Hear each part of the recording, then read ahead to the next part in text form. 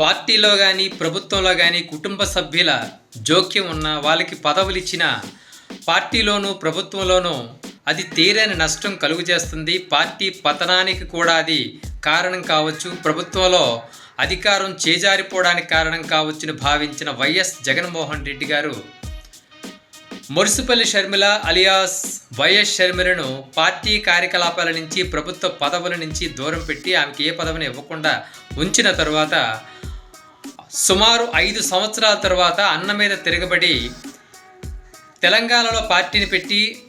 చేతులు కాల్చుకున్న షర్మిల ఇక్కడ ఆంధ్ర పాలిటిక్స్లో ప్రవేశం జరిపి తన తండ్రికి బద్ధ శత్రువైన చంద్రబాబు నాయుడుతో పచ్చ మీడియాతో చేతులు కలిపి తన అన్నతో పోరాటం చేస్తున్న తరుణంలో ఆమె చేస్తున్న అనేకమైన ఆరోపణలన్నీ కూడా గాలి మాట లేని ప్రభుత్వంలోని పెద్దలు వివరించి ప్రజలకు నమ్మకం కలిగించిన తరువాత ప్రజలు తనను నమ్మడం లేదని గ్రహించిన షర్మిల వైఎస్ వివేకానందరెడ్డి హత్య కేసులో కూడా వైఎస్ సునీతకు అండగా ఉంటూ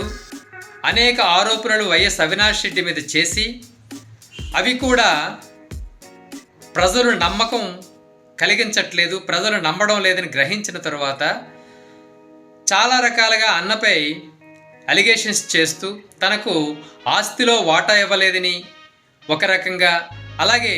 తనను చాలా రకాలుగా హింసించారని ఇంకొక రకంగా వివాదాలు కలిగజేస్తూ పచ్చ మీడియాకి పచ్చ పార్టీకి తగినంత మేతను కలుగజేస్తూ తాను ఆనందపడిపోతూ తన అన్న నిరకాటంలో పెట్టాలని ప్రయత్నించిన షర్మిల అవన్నీ కూడా విఫలమైన వేళ ఇంకొక రకమైన ఎలిగేషన్ను జగన్మోహన్ రెడ్డి మీద తీసుకురావడం జరిగింది. అసలు సిబిఐ ఎఫ్ఐఆర్లో రాజశేఖర్ రెడ్డి పేరు చేర్చడానికి జగన్మోహన్ రెడ్డే కారణమని, జగన్మోహన్ రెడ్డి తన లాయర్ అయిన పొన్నవాలు సుధాకర్ రెడ్డితో మాట్లాడి రాజశేఖర రెడ్డి గారి పేరుని ఇందులో ఇరికింపజేశారని, ఆ విధంగా తాను లబ్ధి పొందుతూ తాను కేసుల నుంచి బయటపడడానికి తన తండ్రి పేరును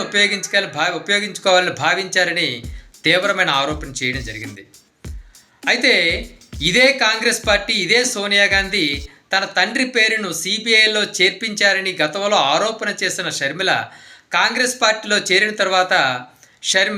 సోనియా గాంధీని అడిగాను, కాంగ్రెస్ పార్టీ దీనికి సంబంధం లేదు, అసలు ఎఫ్ఐఆర్లో రాజశేఖర రెడ్డి గారి పేరు చేర్చిన విషయం తనకు తెలియదని సోనియా చెప్పారని తాను నమ్మానని ఇన్నాళ్ళు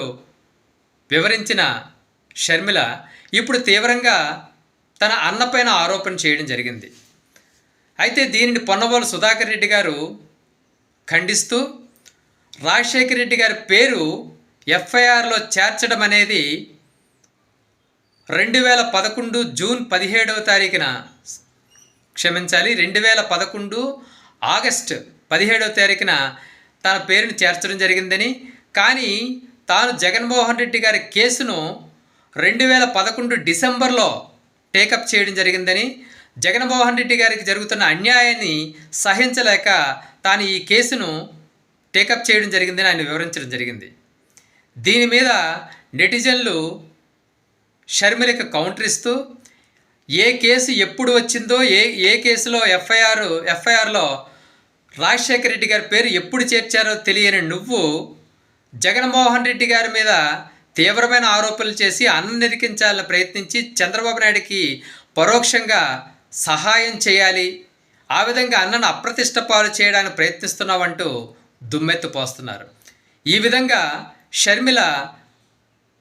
తన అన్నను ఇరికించడానికి ప్రయత్నిస్తూ తానే ఇరికించబడుతూ